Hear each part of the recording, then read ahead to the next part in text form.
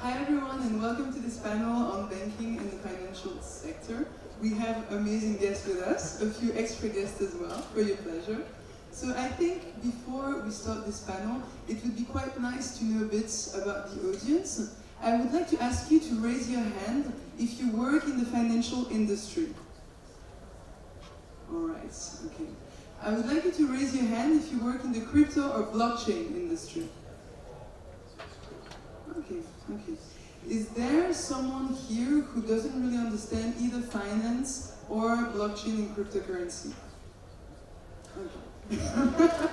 Perfect. Like, this is the question where you obviously cannot raise it.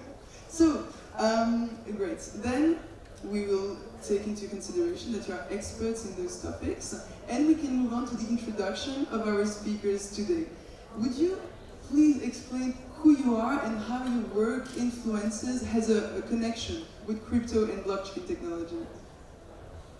Perfect. My name is Monty Metzger. I run LCX, which stands for Liechtenstein Crypto Assets Exchange out of Vaduz in the heart of Crypto Nation.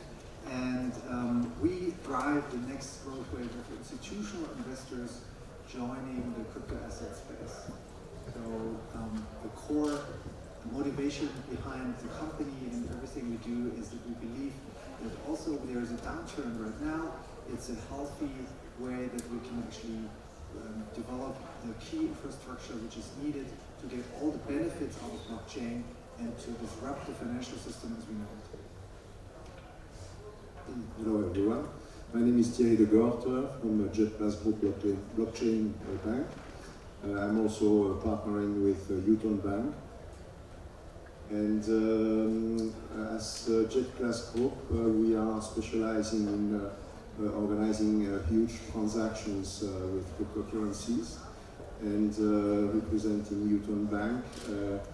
There it's about ATMs, debit cards, crypto debit cards. It's about cold wallets and also an exchange, all integrated and pretty flexible and pretty advanced. Hello, and I'm Mauro Casalini, Head of Blockchain and Payment Service Providers at Bank Frick.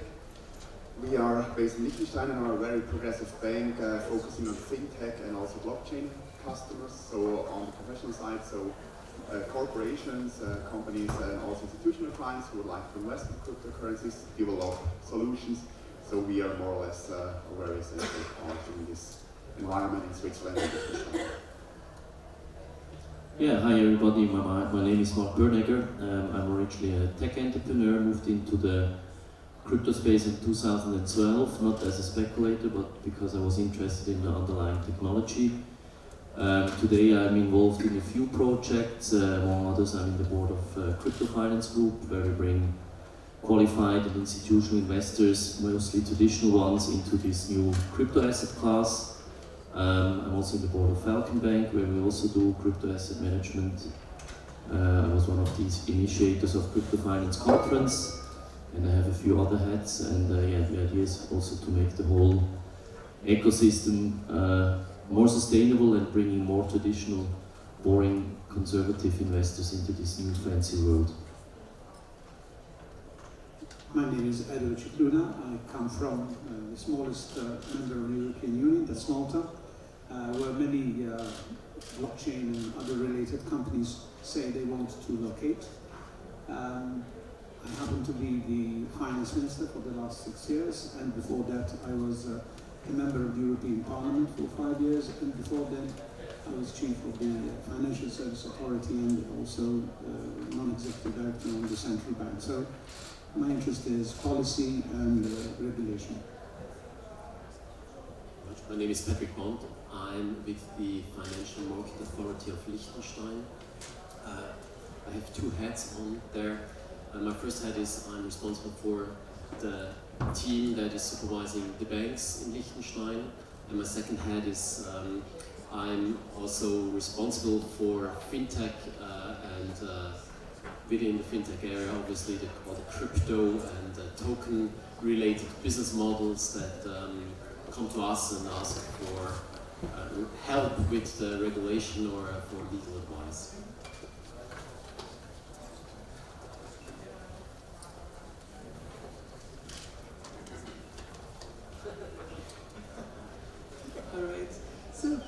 very much for introducing yourselves. So we have 3 different topics that we're going to talk about today. The first one is going to be financial regulation and how it evolves to embrace blockchain technology and cryptocurrencies. So I'd like to ask for your opinion on how you've seen this development and how you see this developing in the future.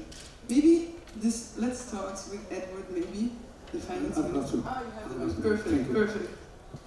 So you're asking, yes. Well, I just happened to be involved in financial regulation legislation, actually, since after the crisis. That's when I was appointed on the European and got elected to the European Parliament.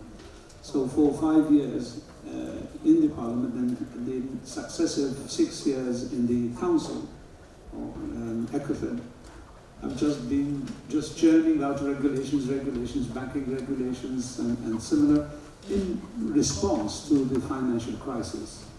And rather than saying why it happened and whether we could understand it or whether the regulations were appropriate, all we said is there wasn't enough regulation, and we put on and more and more and more, and still doing it today, on top of each other. It's a cocktail. We're not even concerned whether the cocktail makes sense. And it's leading to a lot of de-risking on the banks. It's very hard for a foreigner now, I don't like saying this, but to go to a bank in Malta and open an account. It's not that easy. A lot of account holders are losing their accounts, and correspondent bankings are relinquishing their role in small countries. So this is the result. Now, here comes a big revolution, and I'm quite skeptical that the regulation will be adapted for the industry. It's similar to when we invented the motor vehicle, and the only way we could think of safety was somebody running the flag in front of the car, as if it was a horse-drawn carriage. So, and that's where Malta and probably small countries have the advantage, because they are closer to the industry, to the gurus of this world. They come and discuss with the legal profession and the regulator, and are faster to come up, which we did in Malta. Now, of course, the proof of the pudding is in the eating, so I don't want to put up too much hype, but the point is, a lot of countries say, this is it, somebody's understanding us, that you need an appropriate regulatory framework for a difference. You can't regulate Uber just like a London cab. And similar examples there are. And you need to tailor it. And it's very hard. The more established leader you are, the harder it is to adapt and to do. So Instagram was not invented by Kodak. And you can carry on so many. I still remember to change the mentality. We had a presentation by IBM, but I was in Malta. I was the first one to buy a desktop IBM. I waited for it many months, and it was designed by engineers who had the mainframe in mind. So when I ordered the mouse, which now is extinct in a way, it came in a very big box, with a big book, just to give the consumer idea of what the mouse is. But that's the engineering mentality. So to change the mentality is quite hard. And there will be resistance by the central banks. Malta was the president of the EU's Council the first 6 months of last year. So by accident or by default, I was member of the group of 20, G20. And I still remember the cryptocurrency came up on the agenda, and all the big leaders, and not just the leaders, but the institutions, said, it's a small fry, it's not relevant, it shouldn't, that was last year. They wouldn't say it now. So this is the situation, with disruptive technology, it's hard, but the companies who don't adapt, then they will be the companies to suffer. All right. Thank you very much, Edu. Maybe it would be good to have Patrick express an opinion on that, because I don't think everyone is going to be able to comment on this. Just wanted to add, I mean, I was just in Malta 3 weeks ago, and it's really fascinating what's happening there. And I think it was a very good point. I mean, ultimately, technology is completely agnostic. I mean, they don't care who's in charge, which political party is defining the rules. And I think that's something also regulators have to understand. I mean, we have to adapt the existing rules. But I mean, Uber is a very good example. There are other ones. I mean, technology is just changing how we do business. So we can either try to put existing rules or new technologies in existing rules, or we somehow try to understand what's really the ultimate impact of these new developments. And then ultimately, G20 is a very good example. I think it's not that single countries can somehow on the long term regulate and define how we adapt into this new world, and that's why hopefully we have more people, tiny flies, which at least try to convince bigger parties that technology can't be just regulated in the status quo. Thank you very much, Mark. Patrick, is there something you'd like to add on how financial regulation should evolve to embrace crypto and blockchain? Yes, well, first of all, I'd like to confirm what two of you said. That's completely what I also see. But on the other hand, it's also the opportunity for the small states like Malta and Liechtenstein, and we can move much faster, and especially ahead of all the bigger states that are still struggling with understanding what is happening out there. Maybe from my point of view as being within a supervisory authority, what I can observe is that on a global level, there are a lot of working groups, there is a lot of meetings within these international organizations and standard setters with regard to AML, anti-money laundering. And I think this will be the first part of regulation that will be adapted to the crypto or token world. Within the European Union legal framework, the new AML directive also includes providers of wallets and exchange providers, so there is something happening. I think that's also one of the very critical part, also for us as the crypto community, because we don't want to have the guys that use the possibilities of that technology and of the crypto world for their criminal purpose. On the other hand, I'd like to stress what you said. We don't have to put another part on that cocktail of regulation and to make it even more risky and maybe not understanding what interactions are between these different parts of that regulatory cocktail.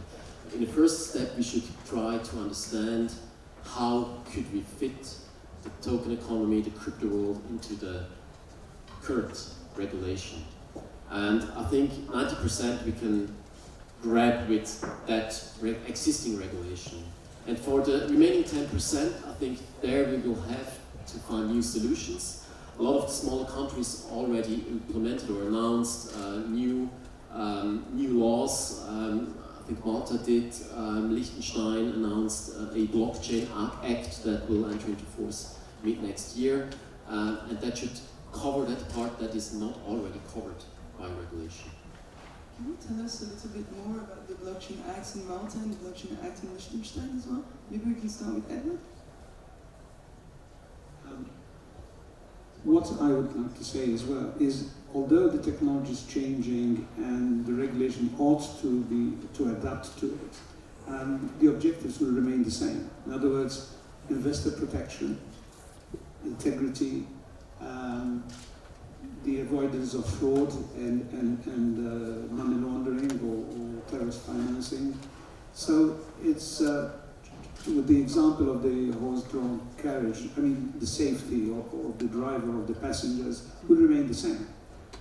So we have to keep those in mind. How we arrive at them has to differ. So without getting into the issues, the technicalities of our legislation, is that finally you want to arrive at the same objectives, because they will remain. They're sort of universal. And it's not easy. We are in Malta. We were sort of emboldened with it, and because we passed through it with the iGaming industry. The iGaming started with state lotteries, monopolies, And some mentality is still there in some governments. It belongs to the state. It's a monopoly. It's a form of taxation, a voluntary one, so you can say that. And how dare a country competes and takes the money out of the country, And Malta didn't look at it like that. It used to, that just with our national lottery in the past. But we changed the mentality, and once one or two companies came, we legislated, we built an authority and a regulatory framework for the iGaming industry. Now Malta enjoys the biggest cluster in the world. There are about 500 companies in the iGaming field, Swedish, from all over the world, are there 24 hours a day, 7 days a week. And so the secret is adapting, understanding, and updating. We've just now updated in a very big way. And it was pushed by the industry because they are entering the new phase. And the regulator has to understand. In big countries, where it's very bureaucratic, it's harder. It takes longer.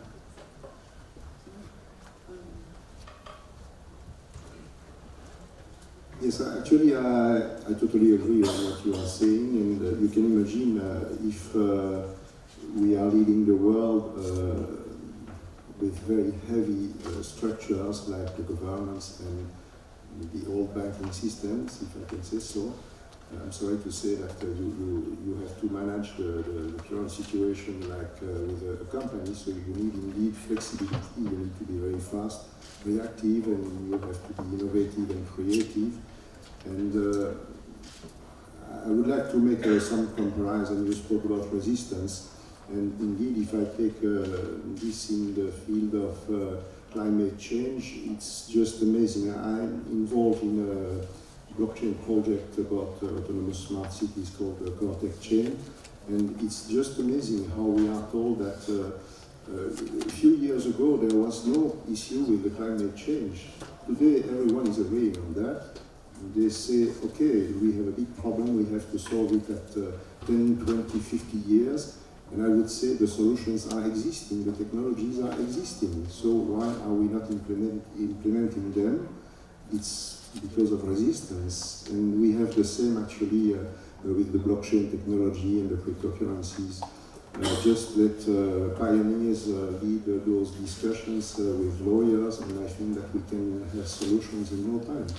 And it's really needed because the people who are pioneering the blockchain and the cryptocurrency industry are ready. They need tools today and not in 2 years or in 10 years. So I think it's really urgent for the world economy, because indeed it's not only, we don't need regulations in one country, we need it at a global level. I think a key topic here is, with the challenge with regulations, you can't solve today's challenging problems with yesterday's tools. So we have to think to get a balanced view on kind of the risks that technology brings, and we certainly take a very balanced view on that. So we see that there's cyber crimes, terrorist financing, anti-money laundering happening in a way. And on the other side, there's this tremendous opportunity how we could bring the blockchain technology into all different kind of industries, and especially in the finance industry, the efficiency gains we could get and the tokenization of financial assets would be tremendous. So the key question is, on one side, getting regulation right, on the other hand, what does the industry do? So that's why we had been setting up a working group in teamwork with the World Economic Forum, with where we hosted the first workshop last week in Singapore with 15 central banks. So there was the Federal Reserve, European Central Bank, Thailand, South Africa, like smaller countries, larger countries. And they all struggle with like, what should we do? Like, what can we do? Should we do like central bank digital currencies, CBDCs, or should we implement it just in the back end, just to be kind of more on the safe side? But what I felt very interesting with all these conversations is that we are in a moment in time that the knowledge is there. We don't have to explain what Bitcoin and blockchain is after 10 years since the white paper had been published. So we can now think about like, how can we do it? And they're happy to learn more about from the past. I just would like to add, it's amazing, I'm coming from Sweden, and it's just amazing how many people are not knowing at all what is blockchain. They just have heard about Bitcoin. So I think that there is still a big need of information so that it can involve the whole populations. So we're talking about regulations. Do you think that regulation right now for Bank Frick in Liechtenstein are too heavy to allow you to meet, changing customers' needs with regards to crypto and blockchain? Or how do you feel about this? I think especially if you look at the technology and how you can handle it as a bank, if you really understand what's happening there, you do not even need new regulation. As it was told, 90% of it are already there, and the rest we can discuss with the regulator. That's especially really amazing in Liechtenstein. We can go to the financial market authorities. For us at Bank Frick, it's a 10 minutes drive, and we are in the offices of the financial market authority. We can sit together, we can speak about a case, we can write something down, bring them something officially. They will analyze it, give us a feedback. So we have a direct feedback and a direct communication with the regulator. That helps the small countries a lot, because we even hear it out from Switzerland. You can speak with them, but in the end it takes 6 to whatever weeks to get a feedback, and that's amazing, that small country, Liechtenstein, that you can speak with the regulator and get a feedback that helps you. Mark, is this? And to other countries I can give good advice. Speak with the industry, speak with the guys who come to you and would like to explain to you what they would like to do to change the world, because it will happen, and if the countries do not look at it, it will happen somewhere else. And that's what I see as a huge problem for a lot of countries that are actually really on top of the world. They will definitely lose a lot if they don't look at it.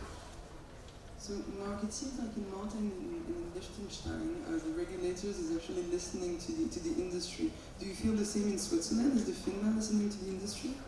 I mean, they're definitely listening. Switzerland is also a small country, but perhaps not as small as Malta or Liechtenstein.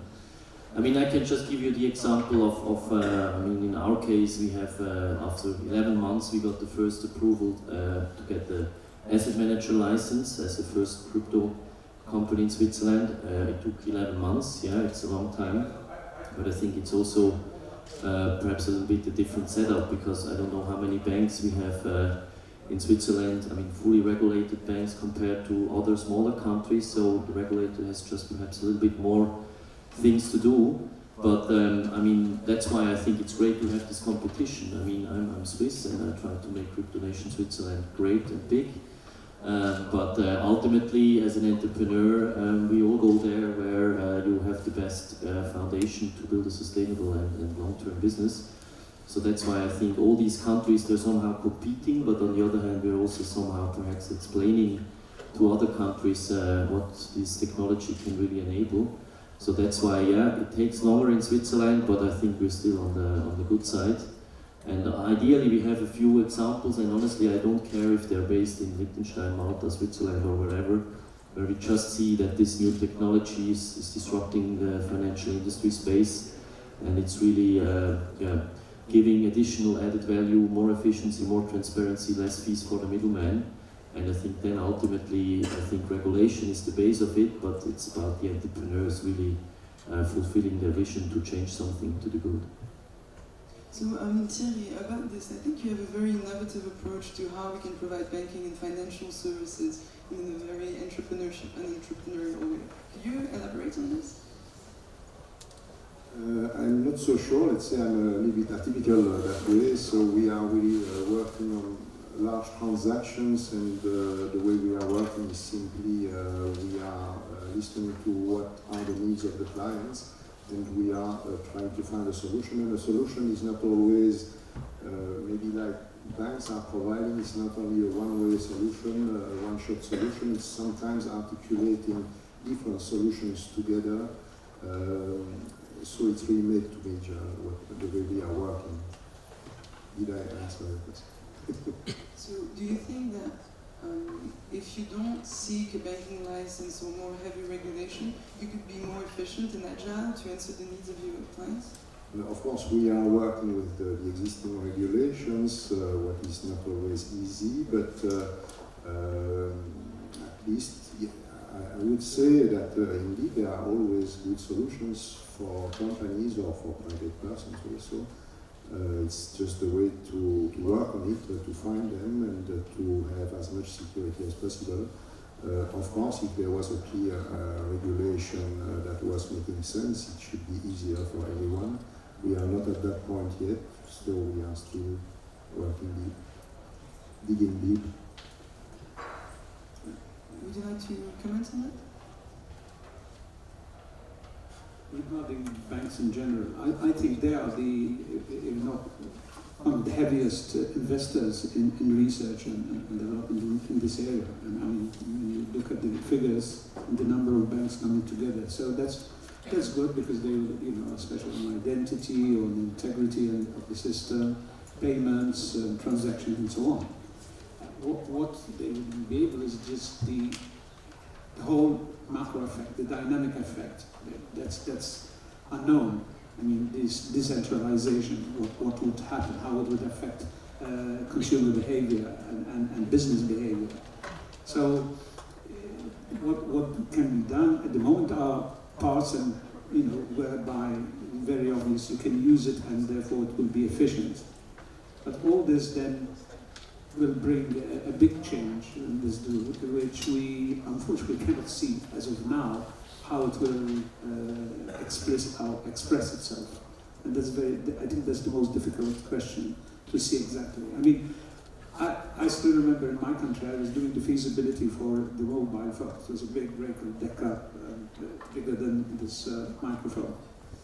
And we did the best study we could do. But we never thought that a kid would be playing with it at home, So there are things which you might try, but it will be very hard to see how this revolution will finally express itself, whether it makes banks relevant or not, and so on. I mean, it's really speculation at this point in time, at least from my own point of view. It's really interesting. It's a perfect transition to the second topic of this panel. So what services are clients looking for now in terms of financial services? They're going to start looking for crypto and blockchain services. What is the bank of tomorrow going to look like as regards to crypto and blockchain?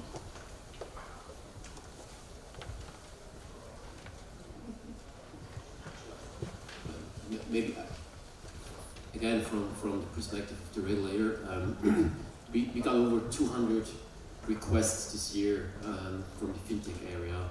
Requests means white papers, projects we looked into, and one development we can see, and I think that points into the direction of the role of the bank of the future is 1 year ago everybody wanted to do an ICO, and we had dozens or hundreds of requests in regard to ICOs. This more or less completely stopped. But what we see now is security token offerings. So the ICOs are moving into the regulated area. You don't get a utility token anymore, you get a security token. You are a shareholder or whatever. You get shareholder rights through that. And personally, I think that's the way to go. To use the technology and put the financial instruments we know, be it equity, be it debt, whatever, into that technology. And I think the bank of the future will have to manage these financial instruments in a new technology, or a new environment also in the end.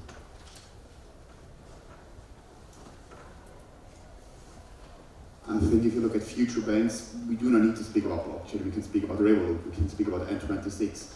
They are very young and have already a lot of customers without being that slow like a bank, because they are looking at what customers are requesting. They are asking for fast system, for cheap things. They can put in every API they would like to have, because they would like to use the bank for that what they need and not for something else. And that's the problem that a lot of banks at the moment have.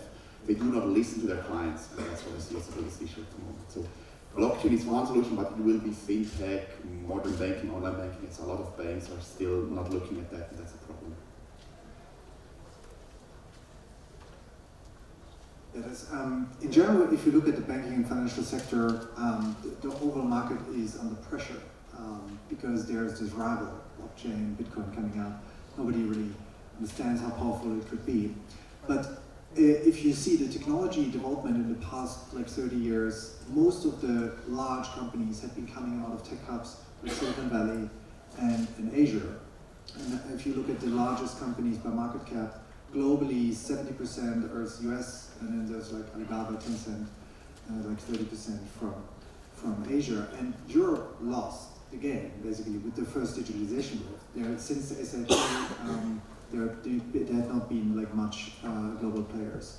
So, but now it's a good opportunity because everybody in the US turned their head around, looked to Zug and other places, Malta, Liechtenstein, to incorporate the companies. So it's a great opportunity for us, and we shouldn't compete, but rather collaborate and think like the next big financial company, blockchain company, should be coming out of Europe, and we have everything in place. But the banking sector needs to support it. If there are just a few innovative banks like Bank Fricks and others who support it, that's not enough. We need more support there. So I would agree, yes, we need to listen to the consumers, to the B2C market, but also for the blockchain industry, there's demands for operational accounts, trading accounts. They want to fluently go from fiat into crypto and back and forth. So there are many challenges, and I feel the overall sector is under pressure, and it's an opportunity to get it right. And Europe can get it right this time. Yeah, I would summarize with flexibility, speed, and cost also. And especially if we think about the emerging markets, if we want them, and I think it's really necessary, if you want them to integrate the global worldwide market, we need to think about it, and also because it's an opportunity for all countries. Emerging markets, when they gain the blockchain and especially the banking system, they will provide with big opportunities for everyone. So I think it's something we have really to consider. Yeah, perhaps to add a different perspective, and that's maybe my private one, not the business one. I mean, I think ultimately what's even more interesting is what's happening outside of the existing system, right? I mean, it's the first time ever you can take your wealth in your pocket and you don't need any middleman. I mean, with all these cryptocurrencies, we have a completely new way of storing and interacting and transferring value. And I mean, that will be a big challenge because we are now all in Western European countries and we have an existing system which is mostly working, not always and not everywhere, but mostly. But that's just a small fraction of this planet. And I think having a completely new way how to exchange, how to transfer, how to store these new crypto assets, these new cryptocurrencies is a huge game changer which goes far beyond regulation and how the banks are looking in 5 or 10 years from now. And I think that will be the interesting challenge also for us, because as we saw it in other industries, these countries will literally leapfrogging some of our discussions. Sometimes I don't know, they even don't have a real regulator, I can imagine. So it makes it sometimes perhaps easier. But that's, I think, one of the biggest, let's say on a global scale, the biggest impacts we will see out there of this industry. So that's why I think in 10 years from now we will have a few people and they will have a regular life without ever having any interaction with a traditional bank. For good or for bad, perception-wise, the industry is represented by Bitcoin. On television, there's only the price of Bitcoin, and they say it's which scares people and so on. But I think we should be prepared for volatility, for fraud, for scandals, you name it. They exist in the financial service industry, so you can't not exclude them from, especially a new technology like this. My main concern is for banks, not for their own self, but how they deal with the industry. I'm so glad to hear, for example, in Switzerland, that now banks are more understanding. Because if they block you off, this would be really a tragedy. And it has happened, for example, in the iGaming, where an international bank just excludes the risk, and they say we don't deal with the game. Rather than trying to understand it and contain and manage the risk, they say, okay, the risk and say that's not.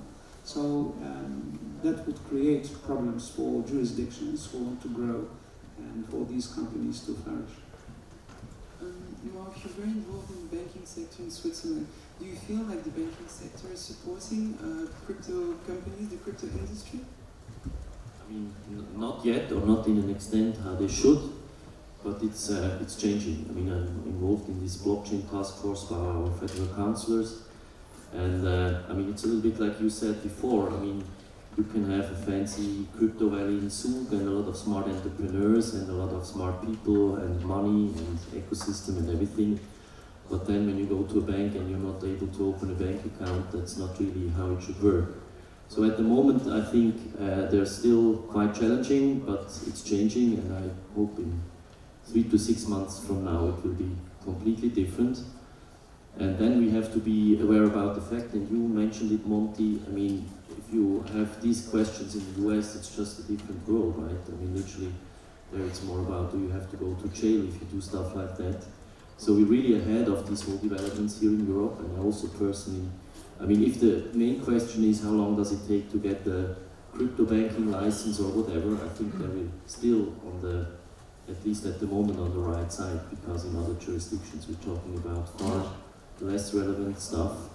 But we have to run and keep the pace, because as we all know, as soon as certain markets adapt and join a game, they can react far more quickly than we do. So hopefully we can keep the pace, and as I said, I don't care if it's Malta, Liechtenstein or Switzerland, it's just about bringing the whole ecosystem to the next level. Before we move on to the last topic, so tokenized asset, I would like to talk a little bit about institutional investors. I'd like to know your opinion. Do you think the crypto market, the blockchain technology, and financial assets is ready to have institutional investors invest in those, or not yet?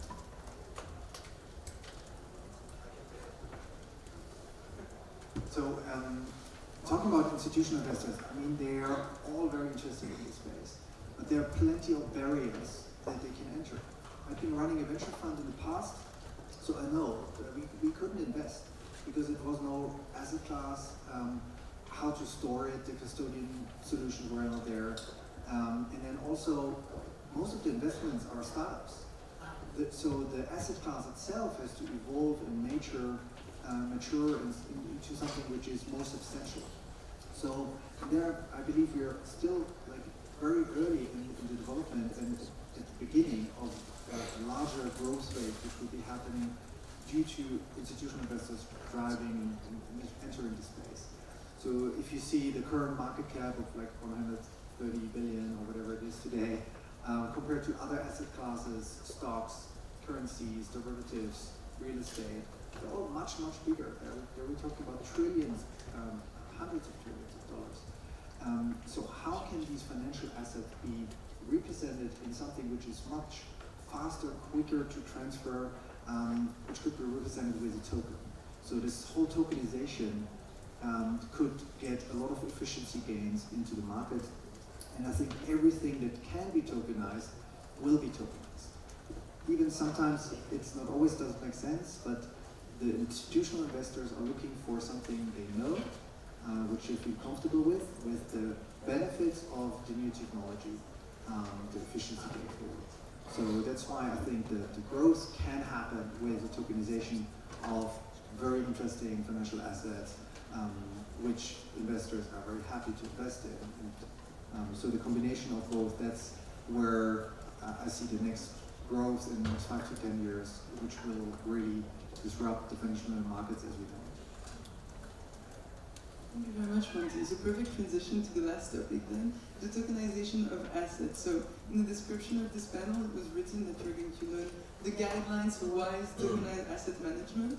I think before we do that, it would be good to define what it is, explain what is tokenized asset management. Would either one of you would like to try the exercise? I think it's therefore, again, really important how a regulator looks at it. For example, Liechtenstein, we're working on a blockchain act that really makes some kind of tokenization model, where they really do not say what the token itself is, they say what's behind will be the token. So if you tokenize a share, the tokenized represents a share. And that's what I really like personally, because then it's not the technology which should be regulated, it's that what's behind it is exactly the same. Therefore, that's where I see the next big thing, that we will tokenize everything. We will start with some companies, I think, that are actually not listed at exchanges, and therefore you have the possibility to, for example, raise money or to raise capital and make it liquid, to make the possibility there that an asset that is actually not being traded can be traded in the future. It will not be the UBS share that will be tokenized at first. It will be a company, or it will be companies that are not tradable at the moment. And for me, I mean, I'm originally a tech entrepreneur, and I mean, I don't really like the term tokenization. For me, it's about just the next wave of digitization, right? I mean, 1999, when I founded my first web company, it was a little bit about digitizing trade, e-commerce, information, and now it's about digitizing the real world. And that's why I don't really know if tokenization is the term we should use in future, because then we're already, or again, very deep into a niche subject, exactly. So if we just go one level up and say that's now like the third big wave of the digitization of our whole economy and of our whole economic system, I think then we can come quite close to what's happening at the moment. And then I think it's quite straightforward. If it makes sense, if it's more efficient, if it's cheaper, if it's better, if it's more convenient, then we should digitize or tokenize it, and if not, we just keep it as it is. I mean, this ultimate trigger that we now have a new term and now everything has to be tokenized, I think that's a little bit a silly approach, but I'm completely into this direction that we will now see the digitization of the real world. I completely agree. I think in the first step what we will see is that IP rights, for example, things that are not physical will be tokenized, because that's the easier way, or digitalized, however you will call it. And I think the big step will be once we manage to put physical assets, real estate, things like that, into that token. And that's actually what we try to do with that blockchain act, where we try to make the link between the virtual world and the physical world. Because from a legal perspective, you have many legal questions that arise when you try to tokenize or securitize physical assets into this virtual world and make it tradable. A solution we try to introduce for that is a new kind of intermediary that will be introduced. We call it a validator. That will be the person that guarantees, for example, that your tokenized car really is the color that is written on the token, or the age, or the number of miles or kilometers you have driven with it. And I think we have to manage that link, and then tokenized asset management or asset management with tokens will be a very interesting opportunity for financial intermediaries in the future. In economics, the hardest part of the theory is linking the real economy with the money economy. That was at least in our student days. Now it's going to be the next challenge is to tie it to the digitalized economy, and still has to be seen. So to use the terms of Mark, instead of using tokenize, let's use digitize. So what type of financial asset do you digitize at the moment?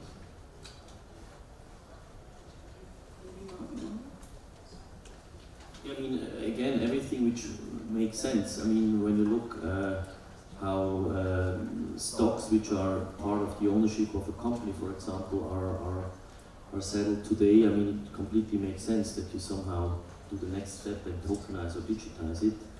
I mean, one very prominent example, which is perhaps not for mass adoption, but when you look how the whole venture capital, private equity market is structured, that you have, I don't know, 7+ whatever years lockup period, and no liquidity in between, besides very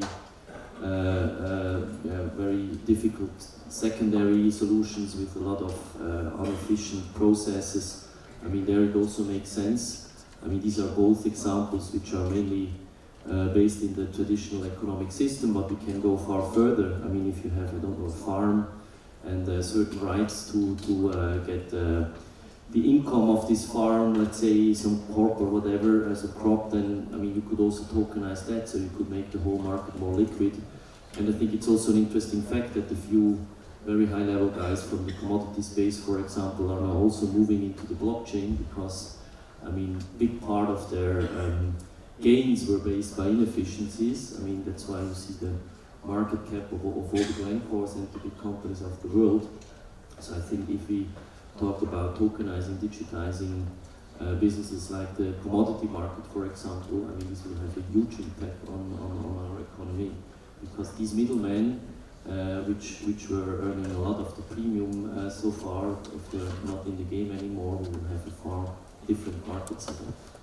So then you have, I don't know, other ones, I think we'll add some other examples. But we have to do it quickly though, because we have only 2 minutes left. Very shortly. Of course, I think you can back with gold, with precious metals, or other things. I didn't hear your question. No, I was just saying that you can work, of course, backing with precious metals. There are some solutions there that are existing today. Yeah, so what we see currently in the market is a lot of security tokens which just take the buzz and just write security token on top of it.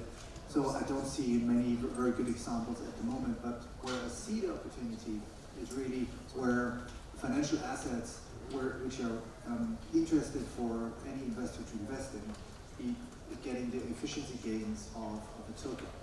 So, for example, if you are holding a property, you typically, if you trade it from A to B, you have to sign a lot of documents. With the token, you can send it with the property rights and the ownership of it. You can link it to the token and then send it over as easy as sending an email. So it can transfer the whole rights which goes to the stake of an equity or holding a house or a car or whatever to somebody else just by sending the token. So because the token could represent all the legal instruments if done right. So these efficiency gains certainly bring in a tremendous value for end consumers and investors. The question is how to get it right.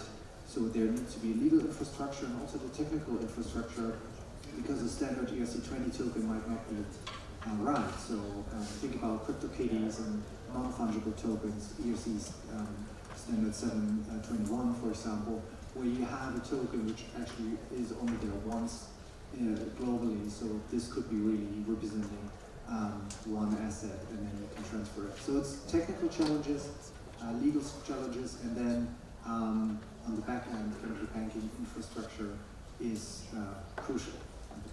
Thank you very much, Lindsay. Thank you, gentlemen, for this panel, and thank you for listening to it. Thanks.